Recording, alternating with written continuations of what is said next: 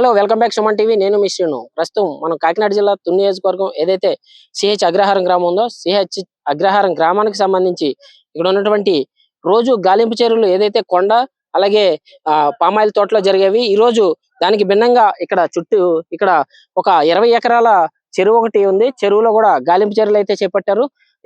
ఏదైతే జిల్లా ఎస్పీ బిందు మాధవ్ గారి ఆదేశాల మేరకు AP deputy CM Pawan Kalyan ఆదేశాల మేరకు మొత్తం ఈ చెరువు కూడా జల్లెడ పట్టే యోచనలో అయితే ఇక్కడ మొత్తం ఎన్డీఆర్ఎఫ్ బలగాలే కానివ్వండి, ఎస్డీఆర్ఎఫ్ బలగాలే కానివ్వండి, ఈ రోజు ఉదయం 8 గంటల నుంచి కూడా ఈ యొక్క చెరువుని జల్లెడ పట్టే పనిలో అయితే నిమగ్నమై ఉన్నారు. చూడొచ్చు మనం ఈ వెనకంతా కూడా ఇక్కడ ఎన్డీఆర్ఎఫ్ బలగాలు ఒక్కసారిగా ఈ చెరువులోకి దిగి ఇది మొత్తం జల్లెడ పట్టినటువంటి పరిస్థితి అయితే మనకు కనిపిస్తుంది.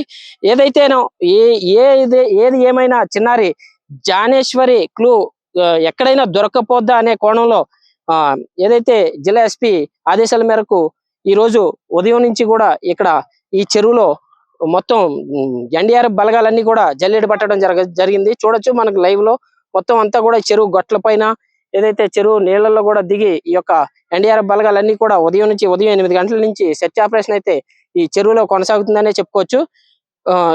మరి ముఖ్యంగా చెప్పాలంటే ఏది ఏమైనా చిన్నారి జానేశ్వరి జాడ ఇప్పటికీ దొరకలేదనే చెప్పుకోవచ్చు.